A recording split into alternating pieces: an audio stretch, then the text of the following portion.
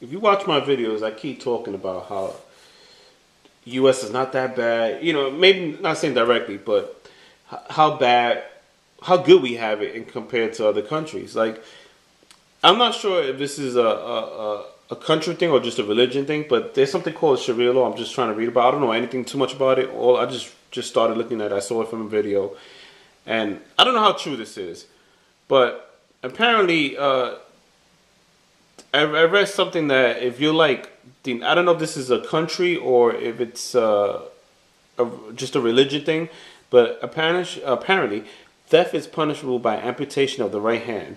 Now, I remember hearing about that. Oh, if you steal other countries, they'll chop your hand off. Now, apparently, it's true, right? So, I just want to know if does it still exist, or is this just something in the past? And if so, is it a religious thing, or is it from a country that has a law, Sharia law, that follows it? That's probably dominated by Muslims or religion of Islam. But I just want to know if it's a religious thing or a country, one particular or a couple of countries that are just following the law. Um, and I just want to know how true it is. Is it true that if you steal, they chop off your right hand, and if you criticize or deny Muhammad as a prophet, it's punishable by death? Or if you criticize, deny Allah, it's also punishable by death?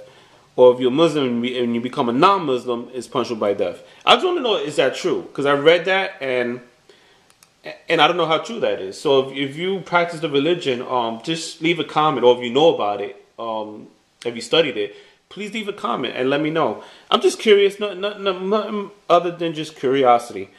I like to fact check things, and it's interesting because like people in the U.S. don't know how they're so spoiled. It's like sickening because they're so spoiled. They don't understand how good they have it. When you compare it to other countries where you have no freedom of religion, you have no freedom of speech, no freedom of look all this right here. You have no freedom, and we have so much freedom that people push it, and they take every little thing as oh I have the right to do, I have the right. Oh, you violated my rights. Oh, this and it's like, dude, relax. Like I understand maybe they get nervous and they're afraid that the U.S. is going to push it a step further and further. And I get it. I trust me, I get it. But when you compare it, look, I understand we have our own country, but when you compare it to other countries who will chop your hand off for stealing, look, this is what gets me right. We have this, the Bill of Rights and the Constitution and the amendments, and basically, if there's this thing called the government can't have cruel and unusual punishment, right? When you hear that, when you think of cruel and unusual, what comes to mind? What comes to my mind when I hear cruel and unusual punishment is the fact that they'll chop your hand off if you steal. That's kind of cruel and kind of unusual. So when I hear cruel and unusual punishment, I think of, but apparently, cruel and unusual punishment is if you take a prisoner who's been sentenced and they say, okay, no phone calls for the duration of your sentence. That's kind of cruel and unusual. Or no TV or no mail, or you're going to be in a cell with no contact with no other prisoners. That's cruel and unusual punishment. Or you cannot go outside for outside activity. That's cruel and unusual punishment. You can't be locked up in a cell where they feed you in the cell 24 hours a day. You have to have some kind of like contact outside, some kind of social interaction, some kind of like, I don't know. It's cruel and unusual to do that. This like look. You got to understand something, right? We have an organization for everything in the U.S. and we have an organization particularly to fight for certain rights. So, what job would they have if they didn't fight? So it's like a lawyer. A lawyer can have a client who knows his client is guilty, but the way our system works, he has to fight for him. Even if he knows he's guilty, and if he could find some loophole to get him out, even if the crime that person committed was a heinous crime, he has to, by law, he has to defend his client. If not, he could get his what's that called, the bar, the license to practice law taken away because he violated what he took an oath to do, which was to, if he has a client, basically to defend his client to the full extent.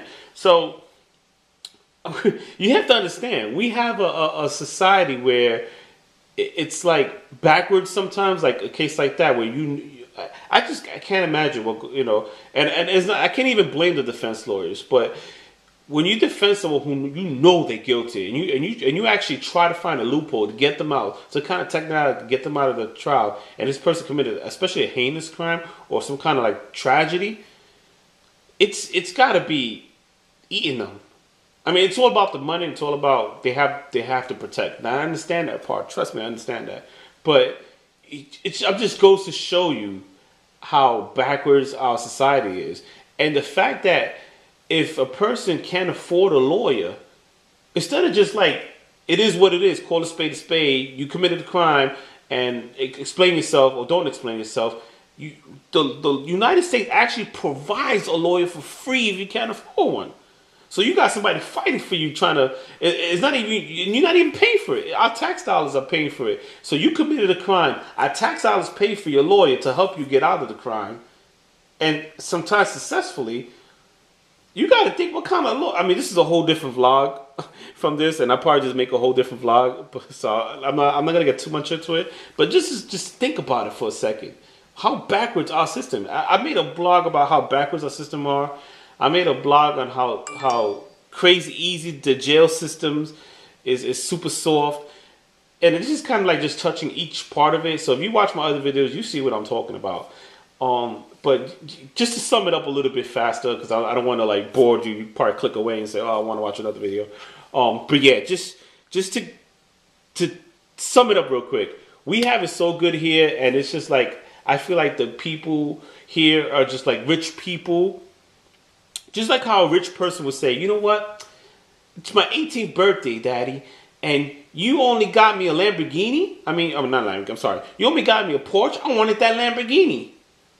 And it's like, oh, so sad. Your dad got you the Porsche instead of Lamborghini. Oh, heartbroken. It's like, dude, there's people out there who can't even get a car in their whole lifetime. And you spoil brat because you're rich and wealthy and you privileged to be in this situation that you're in, and you're complaining. So that's how this is. When people start complaining about like stuff they have, stuff they don't have, the rights they have. Like, all right, look, all right, I get it. We have the Bill of Rights, we have this, we have the Constitution, but come on. Is it really that bad? Is it really heartbreaking compared to other countries? Anyway, thanks for watching. I would talk more, but I don't want to bore you. I'm already 8 minutes in the video. So thanks for watching. Like and share. I'll make other vlogs talking about other stuff that I want to get into, so I don't cram everything in this one video. Thanks for watching. Take care. Like and share. Comment below. Tell me what you think. If you know about these laws, let me know. Take care.